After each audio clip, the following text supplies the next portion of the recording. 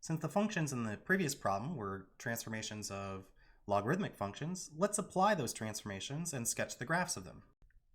Then after we do that, we'll figure out what the vertical asymptote is for these functions, and we'll come up with an easy way to figure out the answer to that question when you have some general transformation.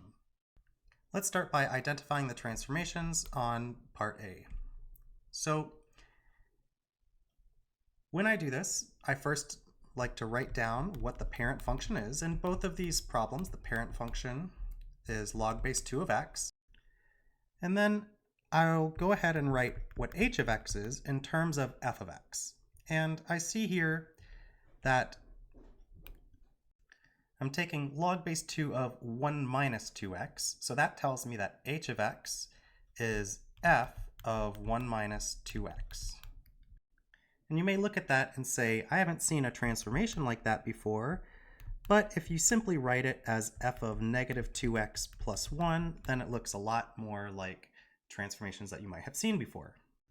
Now, unfortunately, there's this question of the order of transformations that we have to deal with in this particular example because we have a horizontal stretch, compression, or reflection and a horizontal shift. And in order to apply things in the right order, I'm going to factor out that negative 2.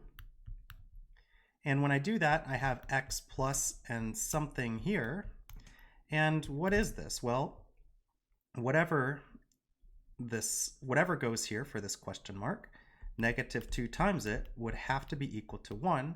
And so it must be that the number there would be negative 1/2.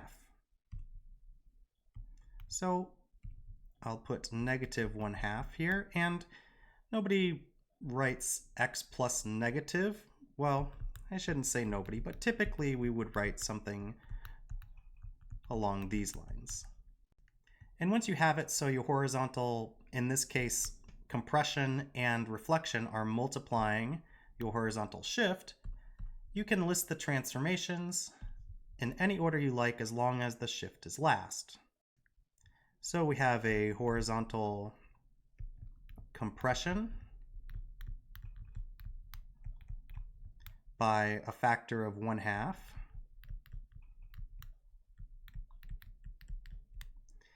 We have a horizontal reflection.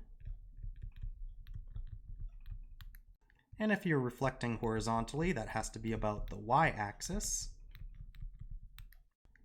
And then finally, we have a horizontal shift right by 1. Not 1, 1/2. So we have our transformations. And remember, you could have switched the order of these two as long as the shift is last. Everything will work out fine. Now what we need is a sketch of log base 2 of x and then apply these transformations. So let's make a sketch, and I think in my sketch I'm just going to include a few points. We'll get an axis going here.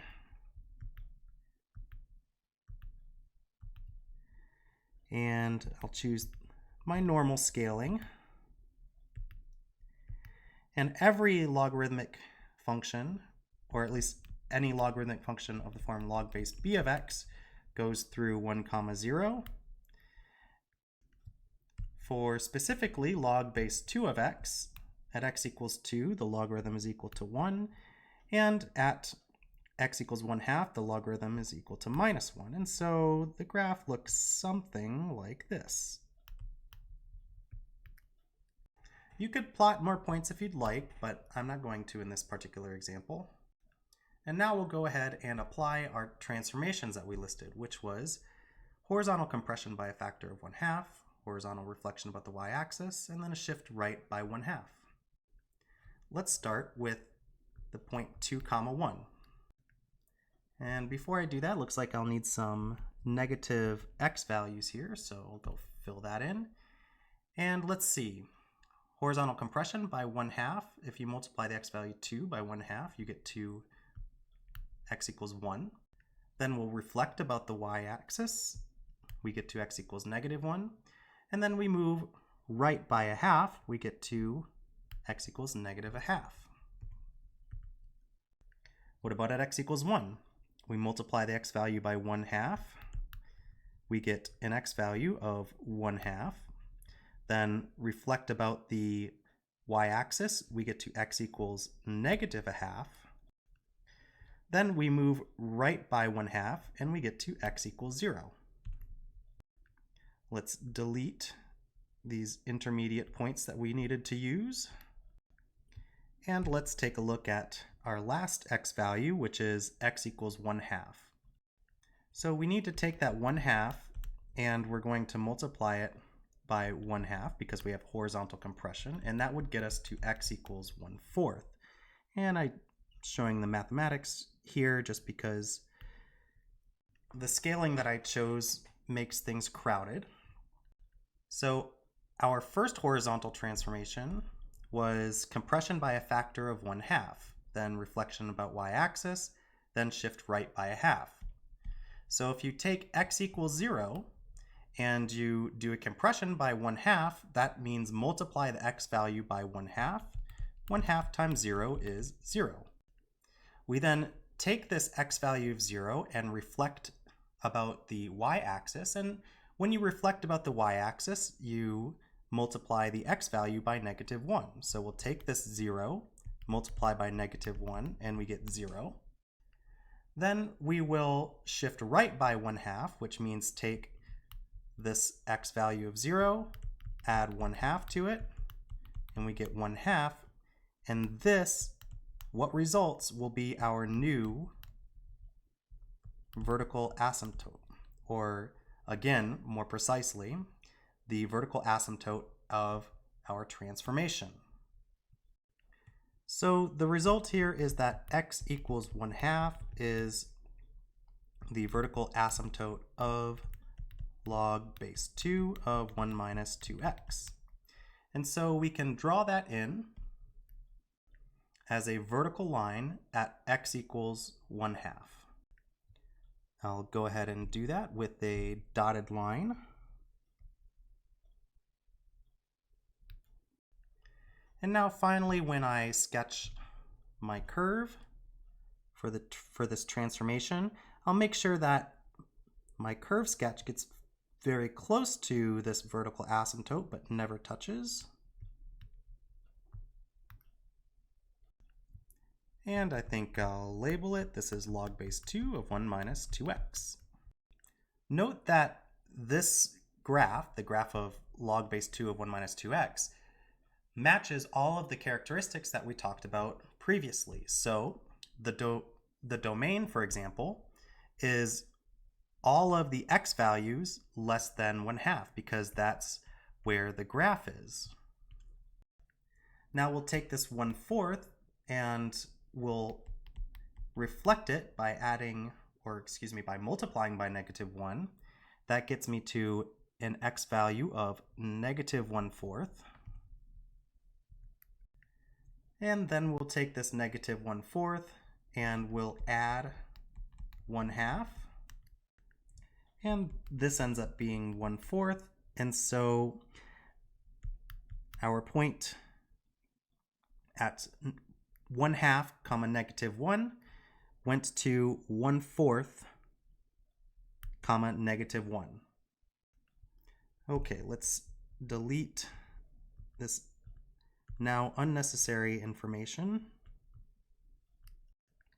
And I'll make one more comment. So remember, for our original graph, log base 2 of x, this has a vertical asymptote at x equals 0. That is the y-axis. So let's see if we can mark that a little clearer. This vertical dotted line is the vertical asymptote for the original graph of log base 2 of x. To find the new vertical asymptote, or perhaps more accurately, the vertical asymptote for your transformation, you simply apply the horizontal transformations to the x value 0. So to get the vertical asymptote of the transformation, in this case log base 2 of 1 minus 2x. We'll apply the horizontal transformations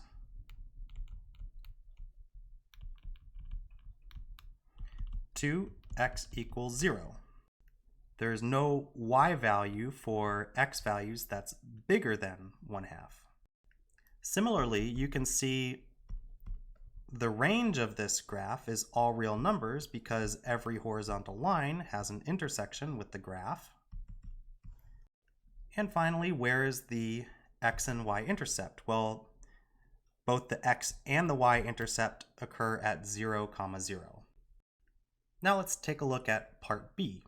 So similarly for part B, the parent function is log base 2 of x, and rewriting g of x in terms of the parent, we get negative 2 f of x plus 1. So I see I have a vertical stretch, a vertical reflection, and a vertical shift. So I have to worry about the order, but in this case, as we discussed in the transformation of functions section, since the vertical stretch and reflection does not multiply this shift, I actually don't need to do anything in terms of rewriting like I did in the last problem. I can simply list all the transformations and just ensure that the shift happens last. So this is going to be a vertical stretch by a factor of 2, a vertical reflection about the x-axis, and a vertical shift up by 1. Now, before I sketch the graph, let's talk about what the vertical asymptote will be. Now remember, as I said in the last problem, you have to take all of the horizontal transformations and apply them to x equals 0. However, there are no horizontal transformations in this particular problem, and so that means that x equals 0 is the horizontal asymptote. So with that being said, let's go back to our graph of log base 2 of x and apply these 3 transformations. So here we have our graph. Let's start with the point 2, 1. We'll multiply the y value of 1 by 2, and that will get us to a y value of 2. Then we'll reflect vertically about the x-axis, and then we will add 1.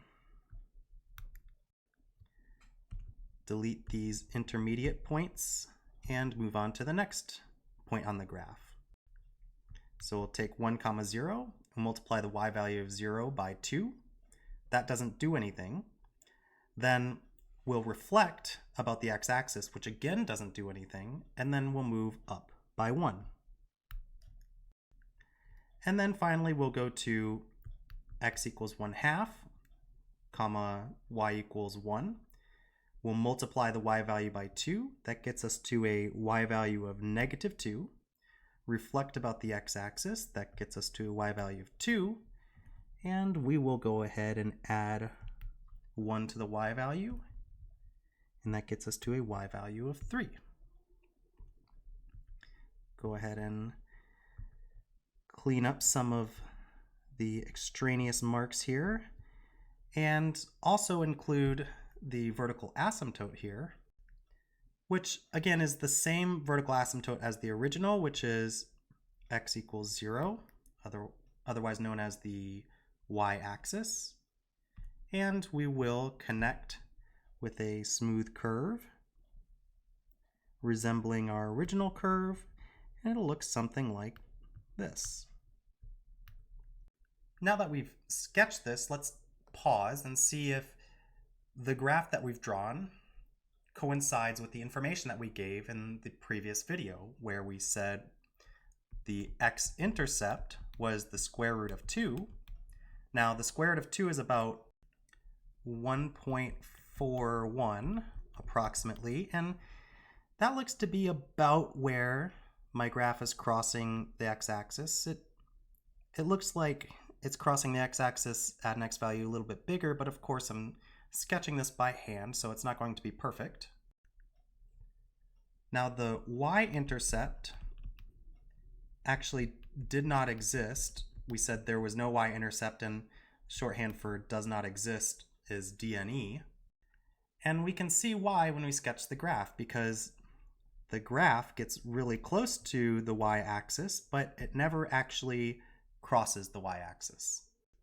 Then finally, we had said that the domain is 0, infinity, which we can see on our graph here, and that the range is all real numbers,